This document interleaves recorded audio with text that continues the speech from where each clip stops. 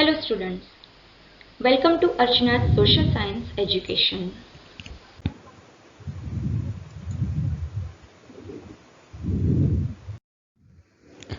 વિદ્યાર્થી મિત્રો, ધોરણ 10 સામાજિક વિજ્ઞાન વિષયમાં પ્રકરણ 3 ભારતનો સાંસ્કૃતિક વારસો શિલ્પ અને સ્થાપત્ય વિશે આપણે માહિતી મેળવીએ.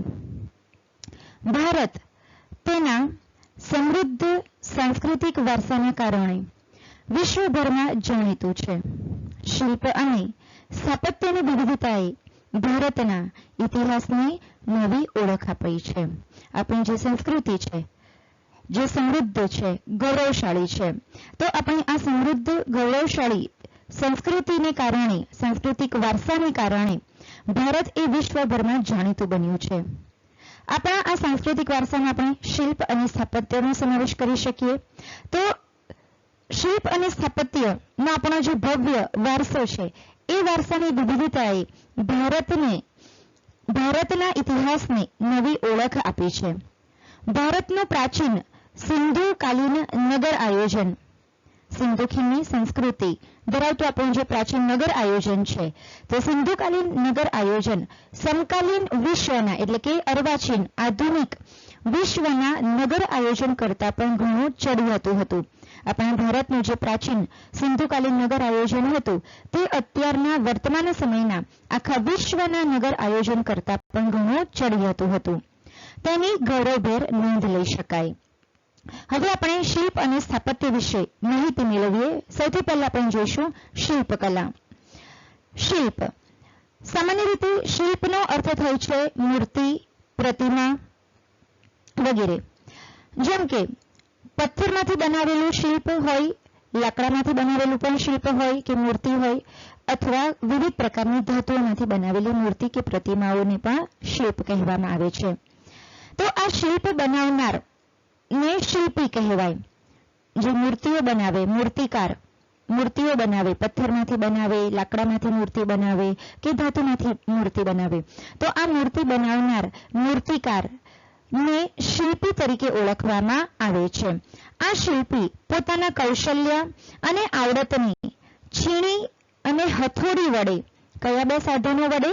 છીણી અને હથોડી જેવા બે સાધનો કે ઉપકરણ વડે વિવિધ પ્રકારના મનના ભાવો પથ્થર, લાકડું કે ધાતુના કંડારે તે કલા એટલે શિલ્પ કલા.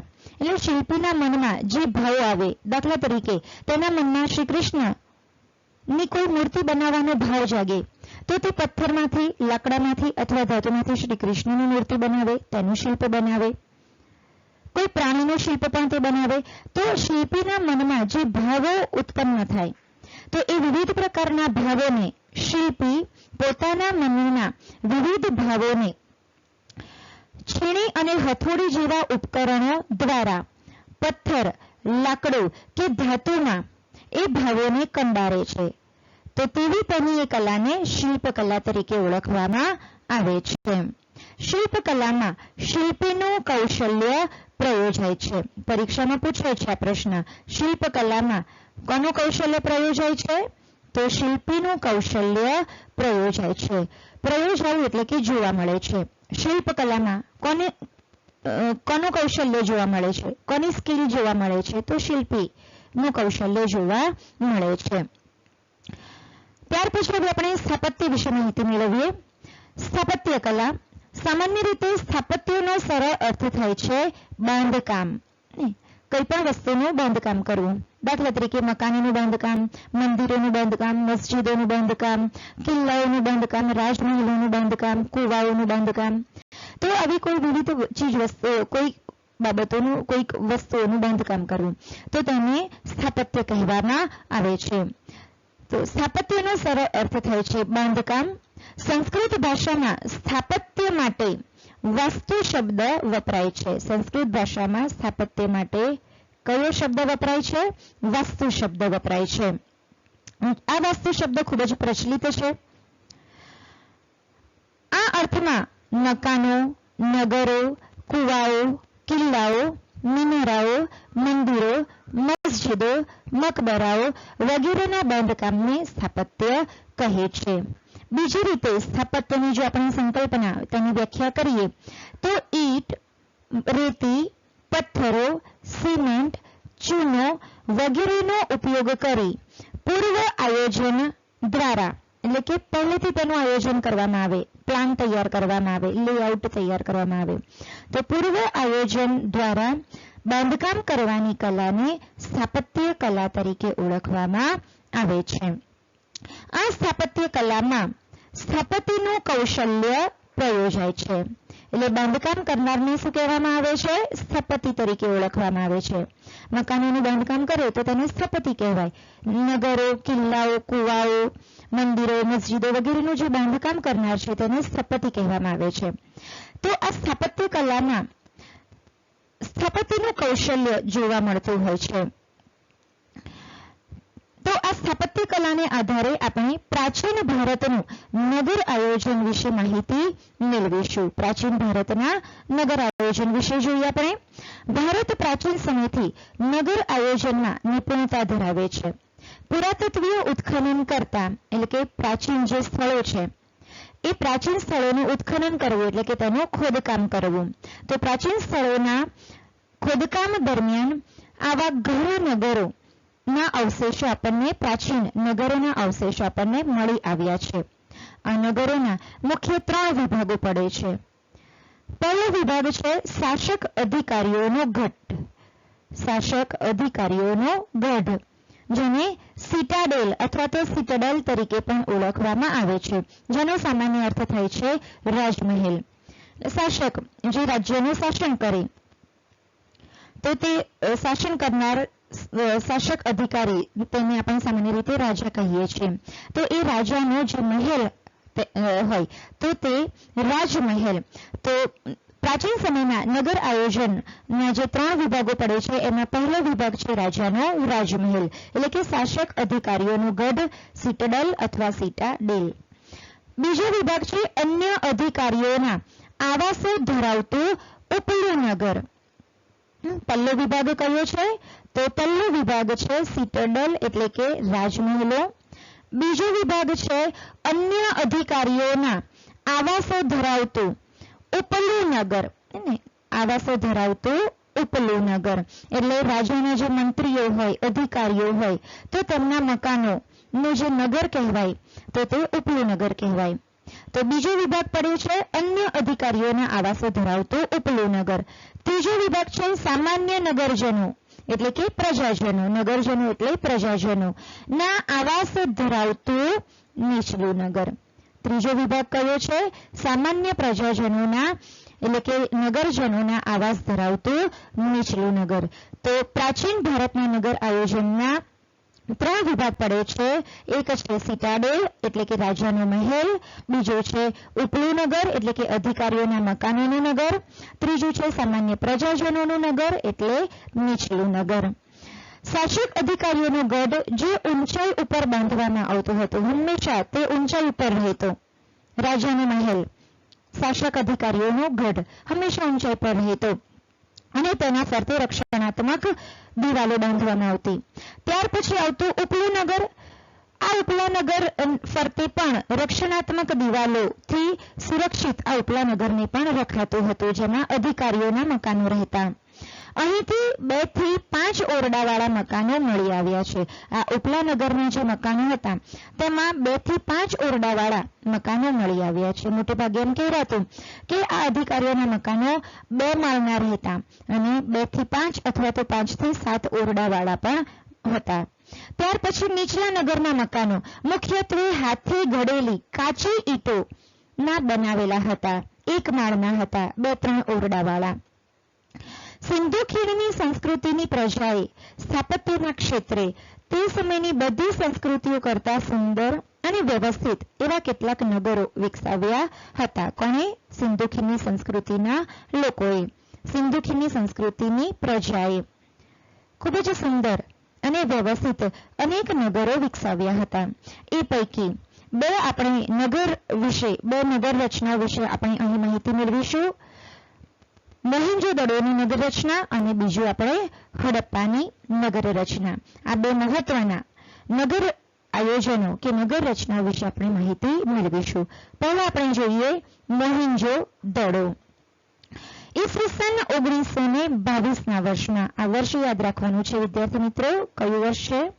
ઈસવીસન 1922ના વર્ષમાં સર જ્હોન માર્શલ અને કર્નલ મેકે ના માર્ગદર્શન નીચે આપણા ભારતના પુરાતત્વવિદો, તેમના નામ છે રખાલદાસ બેનર્જી અને દયારામ સહાની નામના ભારતીય પુરાતત્વવિદોને સિંધ, જે હાલ પાકિસ્તાનમાં આવેલું છે, આ સિંધના લારખાના જિલ્લામાં મોહેન્જો દડો ખાતે ખોદકામ દરમિયાન વિશાળ એવી નગર સભ્યતાના અવશેષો મળી આવ્યા છે.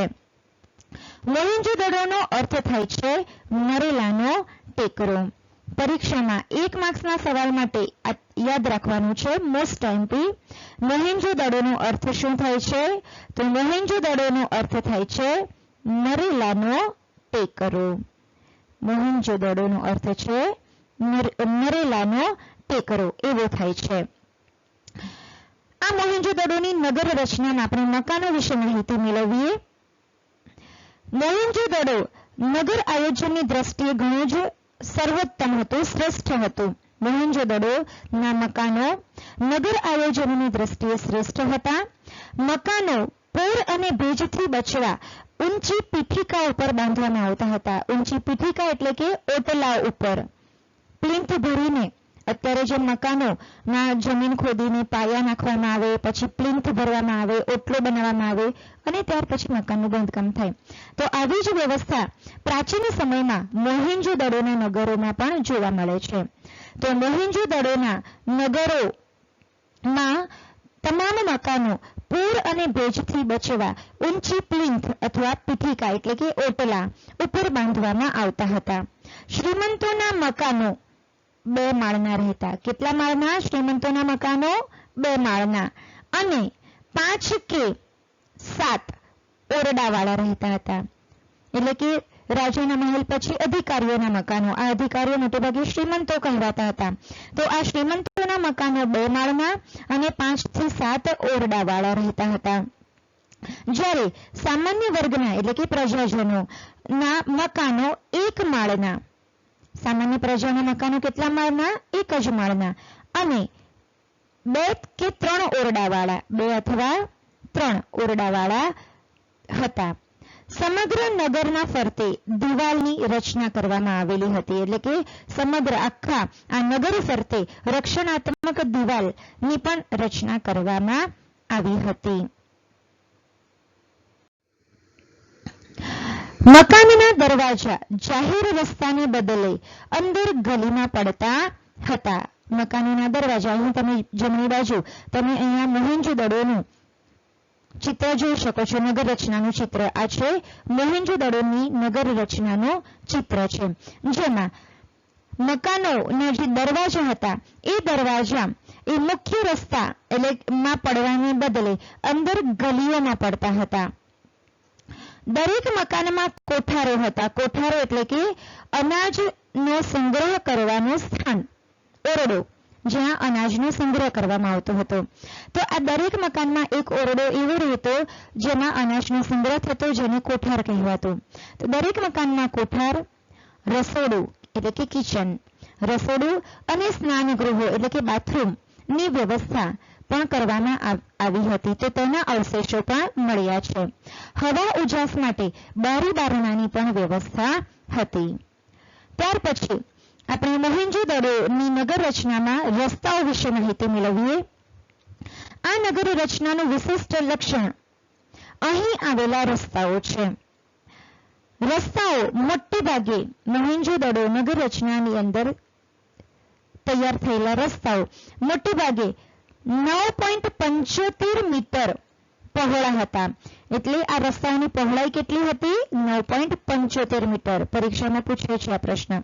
મોહેન્જો દડોના રસ્તાઓની પહોળાઈ કેટલી હતી? 9.75 મીટર પહોળા રસ્તાઓ હતા. તમામ નાના મોટા રસ્તાઓ એકબીજાને કાટખૂણે મળતા હતા. અહીં આપણે જોઈએ તો આ છે આ મોટો રસ્તો. આ મોટો રસ્તો એકબીજાને કાટખૂણે મળતો. અહીં આપણે જોઈએ આ છે મોટો રસ્તો. આ મોટો રસ્તો અંદરની ગલીના નાના રસ્તાને કાટખૂણે મળતો હતો. તો આ નાના મોટા રસ્તાઓ એકબીજાને કાટખૂણે મળતા હતા.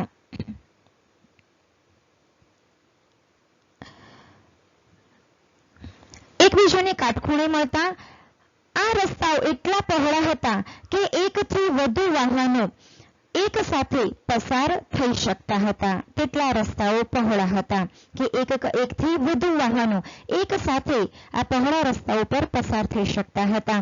રસ્તાઓની આજુબાજુ કેટલાક ખાડાઓ મળી આવ્યા છે. આ ખાડાઓ પરથી એવું કહી શકાય કે રાત્રિ પ્રકાશ માટે થાંભલા હોવાનું અનુમાન રખાય છે. આ પહોળા રસ્તાઓની આજુબાજુ અમુક અંતરે ખાડાઓ મળી આવ્યા છે. તો તેના પરથી કહી શકાય કે અહીં રાત્રિ પ્રકાશ માટેના થાંભલાઓ રાખવામાં આવ્યા હશે. નગરના સીધા પહોળા રાજમાર્ગો પણ હતા. આ મોહેંજો-દડો નગર રચનામાં સીધા પહોળા રાજમાર્ગો હતા. એટલે કે રાજા જ્યારે આખા નગરના ભ્રમણ પર નીકળતા તો આ પહોળા રસ્તાઓનો ઉપયોગ કરતા હતા. તો આ પહોળા રસ્તાઓ કે જેને રાજમાર્ગો કહેવામાં આવતા હતા. આ રાજમાર્ગો ક્યાંય વળાંક લેતા નહીં, સીધા જ હતા. પ્રાચીન સમયની વિશિષ્ટતા ગણાય છે આ રાજમાર્ગો. અને આ રાજમાર્ગો બે હતા, એટલે બે મુખ્ય રાજમાર્ગો હતા. એક ઉત્તરથી દક્ષિણ અને બીજો રાજમાર્ગ હતો પૂર્વથી પશ્ચિમ. અને આ બંને રાજમાર્ગો જે એકબીજાને મધ્યમાં કાટખૂણે છેદતા હતા. તો આવા પ્રકારની મોહેંજો-દડો નગર રચનામાં રસ્તાઓની રચના કરવામાં આવી હતી. ત્યાર પછી આપણે જોઈએ ગટર યોજના વિશે માહિતી મેળવીએ. આ નગર રચનાનું વિશિષ્ટ લક્ષણ તેની ગટર યોજના છે. આવી ગટર યોજના સમકાલીન સભ્યતાઓમાં ભૂમધ્ય સમુદ્રના ક્રીટ ટાપુ સિવાય બીજે ક્યાંય જોવા મળતી નથી. એટલે મોહેંજો-દડોની જે ગટર યોજના છે, આવી ગટર યોજના બીજે ફક્ત ભૂમધ્ય સમુદ્રના ક્રીટ ટાપુમાં જ જોવા મળે છે. આ બે પ્રદેશો એટલે કે મોહેંજો-દડોની ગટર યોજના અને ભૂમધ્ય સમુદ્રના ક્રીટ ટાપુની ગટર યોજના સિવાય બીજે ક્યાંય આવી આધુનિક સુવ્યવસ્થિત ગટર યોજના બીજે ક્યાંય જોવા મળતી નથી. વિદ્યાર્થી મિત્રો, પરીક્ષામાં પ્રશ્ન પૂછાય છે મોહેંજો-દડોની ગટર યોજના જેવી ગટર યોજના ક્યાં જોવા મળે છે? તો ક્રીટ ટાપુ. અથવા કયા ટાપુ સિવાય બીજે ક્યાંય જોવા નથી મળતી? તો ક્રીટ ટાપુ સિવાય મોહેંજો-દડોની ગટર યોજના બીજે ક્યાંય જોવા મળતી નથી. નગરમાંથી ગંદા પાણીના નિકાલ માટે ગટર બનાવવામાં આવી હતી. તો મોહેંજો-દડોમાં જે ગટર યોજના તૈયાર કરવામાં આવી હતી, આ ગટર યોજના મારફતે ગંદા પાણીનો નિકાલ કરવામાં આવતો હતો નગરની બહાર. દરેક મકાનમાં એક ખાળકૂવો હતો. એટલે કે મકાનની નજીકમાં એક ખાડો ખોદવામાં આવતો હતો. ઘરનું ગંદુ પાણી એ ખાળકૂવામાં સંગ્રહ થતું. ખાળકૂવો ભરાઈ જાય એટલે મકાનની બાજુમાંથી પસાર થતી નીકોમાં એ ખાળકૂવામાં સંગ્રહેલું ગંદુ પાણી આપોઆપ વહી જતું અને એ નાની નીક મારફતે મોટી ગટરોમાં જઈ અને નગરની બહાર એ ગંદા પાણીનો નિકાલ થઈ જતો. તો આવી સુવ્યવસ્થિત ગટર યોજના પરથી લાગે છે કે તે સમયે સુધરાઈ જેવી કોઈ કાર્યક્ષમ વ્યવસ્થા હશે અને તેથી કહી શકાય કે તેઓ સ્વચ્છતા તેમજ આરોગ્યના ઊંચા ખ્યાલો ધરાવતા હશે. તો મોહેંજો-દડોની ગટર યોજના જોઈને તેના પરથી કહી શકાય કે તે સમયના લોકો સ્વચ્છતા અને આરોગ્ય માટે ઊંચા ખ્યાલો ધરાવતા હશે, તેનું ધ્યાન રાખતા હશે, સ્વચ્છતા અને આરોગ્યનું ધ્યાન રાખતા હશે. વિદ્યાર્થી મિત્રો, આ છે ક્રીટ ટાપુ. અહીં તમે જોઈ શકો છો ક્રીટ ટાપુ. આપણે આગળ જોયું કે ભૂમધ્ય સમુદ્રના ક્રીટ ટાપુ, ક્રીટ ટાપુ આ તમે જોઈ શકો છો. આ છે ક્રીટ ટાપુ. એક તો આપણા ભારતમાં મોહેંજો-દડોની ગટર યોજના જેટલી સુવ્યવસ્થિત, સ્વચ્છ અને આરોગ્યપ્રદ છે તેટલી જ સુવ્યવસ્થિત ગટર યોજના ભૂમધ્ય સમુદ્ર, આખો સમુદ્ર છે તે છે ભૂમધ્ય સમુદ્ર. આ ભૂમધ્ય સમુદ્રમાં વચ્ચે આવેલો છે આ ક્રીટ ટાપુ. તો આ ક્રીટ ટાપુમાં પણ તેવી જ સુવ્યવસ્થિત ગટર યોજના તૈયાર કરવામાં આવી હતી.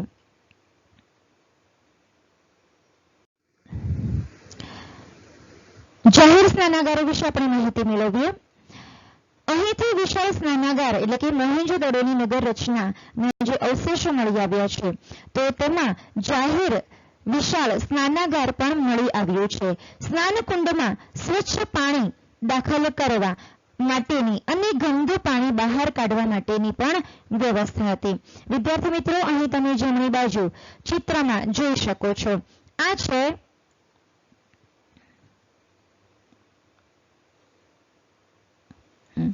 છે જાહેર સ્નાનાગાર. એની અંદર આ છે સ્નાનકુંડ. તો આ જાહેર સ્નાનાગાર એક વિશાળ સ્નાનાગાર મળી આવેલું છે અને તેની વચ્ચે આ એક સ્નાનકુંડ છે. સ્નાનકુંડમાં જે ગંદુ પાણીનો નિકાલ કરવાની અને સ્વચ્છ પાણી દાખલ કરવાની પણ વ્યવસ્થા કરવામાં આવી હતી. આપણે આ સ્નાનકુંડને અત્યારે વર્તમાન સમયમાં આપણે ઇંગ્લિશમાં એને કહીએ છીએ સ્વિમિંગ પુલ, વોટર પુલ. તો પ્રાચીન સમયમાં મોહેંજો-દડોમાં પણ આવા સ્નાનકુંડની વ્યવસ્થા હતી. સ્નાનાગારની અંદર આવા સ્નાનકુંડની વ્યવસ્થા કરવામાં આવી હતી, જેમાં સ્વચ્છ પાણી દાખલ કરવાની અને ગંદા પાણીના નિકાલની પણ વ્યવસ્થા હતી. ગરમ પાણીની પણ વ્યવસ્થા હશે તેવું માનવામાં આવે છે. આ ઉપરાંત આ સ્નાનકુંડની આસપાસ અનેક ઓરડીઓ મળી આવી છે. આ સ્નાનકુંડની આસપાસ તેના ફરતે આ અનેક ઓરડીઓ મળી આવી છે. વસ્ત્રો બદલવા માટેની ઓરડીઓ મળી આવી છે. આ સ્નાનાગારનો ઉપયોગ ધાર્મિક પ્રસંગે અહીંના લોકો કરતા હશે તેવું માનવામાં આવે છે. જ્યારે મોહેંજો-દડોમાં કોઈ ધાર્મિક ઉત્સવ મનાવાતો હશે ત્યારે મેળાવડાઓ ભરાતા હશે અને તેમાં ભેગા થયેલા લોકો આ જાહેર સ્નાનાગારનો ઉપયોગ કરતા હશે તેવું માનવામાં આવે છે. એટલે કે ધાર્મિક પ્રસંગે અહીંના લોકો આ સ્નાનાગારનો ઉપયોગ કરતા હશે. ત્યાર પછી આપણે જોઈએ જાહેર મકાનો વિશે માહિતી મેળવીએ. મોહેંજો-દડોમાંથી જાહેર ઉપયોગી એવા 2 મકાનો મળ્યા છે. આ 2 મકાનોનો ઉપયોગ સભાખંડ તરીકે એટલે કે રાજા પ્રજા સમક્ષ કોઈ સભા ભરતા હોય તો તે માટે આ મકાનોનો ઉપયોગ થતો હશે, અથવા મનોરંજન ખંડ તરીકે રાજા પોતાના રાજ્યમાં કોઈ મનોરંજનની વ્યવસ્થા ઊભી કરે, મનોરંજનની ઉજવણી કરે, કોઈ મનોરંજનની વ્યવસ્થા કરવામાં આવી હોય ત્યારે આ મકાનોનો ઉપયોગ મનોરંજન ખંડ તરીકે કરવામાં આવતો હશે, અથવા વહીવટી કામકાજ માટે પણ આ મકાનોનો ઉપયોગ કરવામાં આવતો હશે, અથવા રાજ્યના કોઠાર માટે પણ કોઠાર ખંડ તરીકે પણ તેનો ઉપયોગ થતો હશે તેવું માનવામાં આવે છે. કોઠાર એટલે અનાજનો સંગ્રહ કરવા માટેનો ખંડ તરીકે પણ આ 2 મકાનો જાહેર મકાનોનો ઉપયોગ થતો હશે તો તેવું માનવામાં આવે છે. મકાનોની એક હરોળ પણ અહીં મળી આવી છે. એટલે એવા અનેક મકાનો, એક સરખા મકાનોની એક આખી લાઈન, એક આખી હરોળ મળી આવી છે. કદાચ આ મકાનોની મળેલી આ હરોળ એ સૈનિકો માટેની બેરેક હશે તેવું માનવામાં આવે છે. આ મકાનોની સળંગ એક સરખા મકાનોની જે હરોળ મળી આવી છે તે સૈનિકો માટેની બેરેક હશે તેવું માનવામાં આવે છે. બેરેકનો અર્થ થાય છે સૈનિકો માટેના મકાનો, હાઉસ ઓફ મિલિટરી પર્સન, એટલે સૈનિકો માટેના મકાનો તેને કહેવામાં આવે છે બેરેક. તો વિદ્યાર્થી મિત્રો, આ હતા મોહેંજો-દડોની નગર રચના વિશે માહિતી. લોંગ ક્વેશ્ચનમાં પણ પરીક્ષામાં પૂછાય છે. મોહેંજો-દડો વિશે માહિતી આપો, મોહેંજો-દડોની નગર રચના વિશે વિસ્તૃત માહિતી આપો. તો તેમાં તમારે આ 5 મુદ્દાઓ લખવાના રહેશે, જેમાં તેની નગર રચના એટલે કે મકાનો વિશે માહિતી લખવાની, ત્યાર પછી રસ્તાઓ વિશે માહિતી લખવાની, ગટર યોજનાની માહિતી આપવાની, જાહેર સ્નાનાગાર અને જાહેર મકાનો. તો આ 5 બાબતોની વિસ્તૃત માહિતી તમારે લખવાની રહેશે લોંગ ક્વેશ્ચનમાં. હવે આપણે બીજું નગર આયોજન જોઈએ, હડપ્પાનું નગર આયોજન. સિંધુ ખીણની સંસ્કૃતિના બે નગર આયોજનો, જેમાં આપણે મોહેંજો-દડોનું નગર આયોજન જોયું. હવે આપણે બીજું જોઈશું હડપ્પાનું નગર આયોજન. સર જ્હોન માર્શલ અને કર્નલ મેકેના વડપણ એટલે કે તેના માર્ગદર્શન કે નેતૃત્વ નીચે 1921માં દયારામ સાહાનીએ પંજાબમાં મોન્ટેગોમરી જિલ્લામાં આવેલા હડપ્પા પાસેથી ભારતીય સભ્યતાના અતિ પ્રાચીન અવશેષોની શોધ કરી છે, જેમાંનું આ એક હડપ્પાનો નગર આયોજન પણ તેના પણ અવશેષો મળી આવ્યા છે. પંજાબમાં મોન્ટેગોમરી જિલ્લામાં હડપ્પીય નગર સભ્યતાના અવશેષો મળી આવ્યા છે. આ સિવાય હિમાલય પ્રદેશમાં રોપર, ઉત્તર પ્રદેશના મેરઠ જિલ્લામાં આલમગીરપુર, રાજસ્થાનમાં કાલીબંગન, ગુજરાતમાં ધોળકા તાલુકામાં લોથલ, જેના વિશે પણ આપણે આગળ માહિતી મેળવવાની છે, કચ્છમાં દેશલપુર, સિકારપુર, ધોળાવીરા, જેના વિશે પણ આપણે આગળ માહિતી મેળવીશું, ધોળાવીરાના નગર આયોજન વિશે પણ. ત્યાર પછી સૌરાષ્ટ્રમાં લીમડી પાસે રંગપુર, ગોંડલ પાસે શ્રીનાથગઢ, જેને રોજડીનું નગર આયોજન પણ કહે છે, મોરબી પાસે કુંતાસી, સોમનાથ વગેરે સ્થળોએથી સિંધુ ખીણની સભ્યતાના કેટલાક અવશેષો કે નગર રચનાઓ પ્રાપ્ત થયા છે. સપ્તસિંધુ નદીનો પ્રદેશ, જ્યાં 7 નદીઓ પસાર થાય છે, તો તેવી સપ્તસિંધુ નદીઓનો પ્રદેશ એ આપણા દેશની સંસ્કૃતિનો પ્રદેશ છે. અને આ સપ્તસિંધુ નદીઓના પ્રદેશમાં જે સંસ્કૃતિ ખીલી તેને સિંધુ ખીણની સંસ્કૃતિ કહેવામાં આવે છે. સપ્તસિંધુ નદીઓના પ્રદેશમાં જે સંસ્કૃતિ વિકાસ પામી, જે સંસ્કૃતિનું નિર્માણ થયું, પાંગરી જે સંસ્કૃતિ ખીલી, તે સંસ્કૃતિને સિંધુ ખીણની સંસ્કૃતિ કહેવાય છે. સૌપ્રથમ આ સિંધુ ખીણની સંસ્કૃતિના અવશેષો હડપ્પા નામના સ્થળેથી મળ્યા છે. કયા સ્થળેથી મળ્યા છે? હડપ્પા નામના સ્થળેથી. સિંધુ ખીણની સંસ્કૃતિના અવશેષો સૌપ્રથમ હડપ્પા નામના સ્થળેથી મળી આવેલા છે. તેથી તેને હડપ્પીય સંસ્કૃતિ તરીકે પણ ઓળખવામાં આવે છે. પરીક્ષામાં પૂછાય સિંધુ ખીણની સંસ્કૃતિને બીજા કયા કયા નામે ઓળખાય છે, તો એક છે હડપ્પીય સંસ્કૃતિ. સિંધુ ખીણની સંસ્કૃતિને હડપ્પીય સંસ્કૃતિ તરીકે પણ ઓળખાય છે.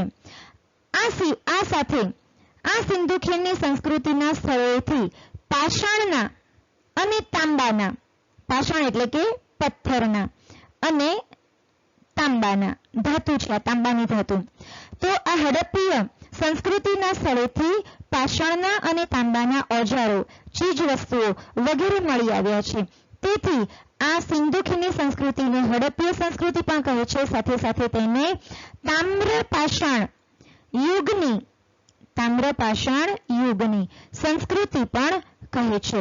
એટલે સિંધુ ખીણની સંસ્કૃતિના બે નામ છે. એક છે હડપ્પીય સંસ્કૃતિ અને બીજું છે તામ્રપાષાણ યુગની સંસ્કૃતિ. હડપ્પીય સમયનું નગરોનું આયોજન સુવ્યવસ્થિત હતું.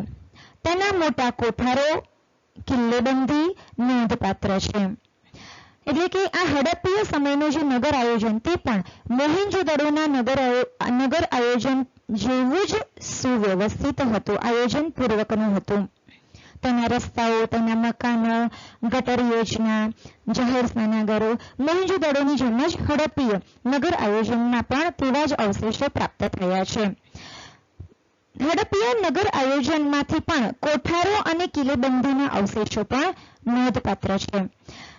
આ સંસ્કૃતિના લોકો અલંકારોના પણ શોખીન હશે તેવું ત્યાંના પુરાવાઓ પરથી કહી શકાય.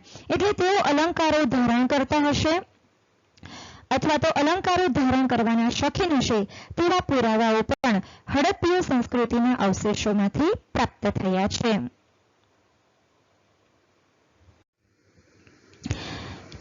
તો વિદ્યાર્થી મિત્રો, આપણે આગળ જે મોહેંજો-દડો અને હડપ્પીય નગર આયોજનની જે માહિતી મેળવી, અહીં તેના મકાનોની એક લેઆઉટ આપેલી છે. તમે અહીં જોઈ શકો છો. આ છે તેના મળેલા જે કઈ અવશેષો છે, આ છે તેના અવશેષો જે આપણને આ મોહેંજો-દડો કે હડપ્પામાંથી આ અવશેષો પ્રાપ્ત થયા છે તેને આધારે અહીં એક લેઆઉટ કાલ્પનિક લેઆઉટ તૈયાર કરવામાં આવ્યું છે, જેમાં તમે અહીં જોઈ શકો છો, આ તમે સીડી જોઈ શકો છો, પગથિયા. આ પગથિયા આધારે તમે બીજા માળમાં જઈ શકો છો. તો આપણે આગળ જોઈ ગયા કે શાસક અધિકારીઓના શ્રીમંત વર્ગના મકાનો 2 માળના હતા, એટલે ગ્રાઉન્ડ ફ્લોર અને ફર્સ્ટ ફ્લોર, નીચેનો માળ અને બીજો એક ઉપરનો માળ. તો સીડી મારફતે પગથિયા મારફતે આ બીજા માળે જઈ શકાતું હતું. તો અહીં 2 માળના મકાનોનું પણ લેઆઉટ આપેલું છે. આ મકાનોમાં અનાજના કોઠારો પણ હતા, રસોડું પણ હતું અને સ્નાનાગાર પણ હતું, એટલે કે બાથરૂમ ટોયલેટ. અહીં તમે જોઈ શકો છો અત્યારના આધુનિક બાથરૂમ ટોયલેટ જેવી જ આ વ્યવસ્થા હતી. અહીંયા તમે આ WC જોઈ શકો છો, અત્યારના જેમ આધુનિક છે ને તેવી રીતના બાથરૂમ ટોયલેટની પણ તેમાં વ્યવસ્થા હતી. તો જે મળી આવેલા પ્રાચીન મોહેંજો-દડો હડપ્પાના નગર આયોજનના જે અવશેષો મળી આવ્યા છે, તો તેને આધારે આ એક કાલ્પનિક લેઆઉટ મકાનોનું તૈયાર કરવામાં આવ્યું છે, જે તમે અહીં ચિત્રમાં જોઈ શકો છો. આ છે રસ્તાઓ, જે આપણે આગળ માહિતી મેળવી છે કે આ રસ્તાઓ 9.75 મીટર પહોળા હતા. આ રસ્તાની પહોળાઈ તમે જોઈ શકો છો કે આ રસ્તાઓ કેટલા પહોળા હતા? 9.75 મીટર પહોળા. એકી સાથે એકથી વધુ વાહનો સરળતાથી પસાર થઈ શકતા હતા તેટલી પહોળાઈ ધરાવતા મુખ્ય રસ્તાઓ હતા, પહોળા રસ્તાઓ. અને આ બધા રસ્તાઓ અંદરની ગલીના રસ્તાને આ મુખ્ય રસ્તાઓ કાટખૂણે મળતા હતા. અંદરની આ ગલીના રસ્તાઓને મુખ્ય રસ્તાઓ કાટખૂણે મળતા હતા.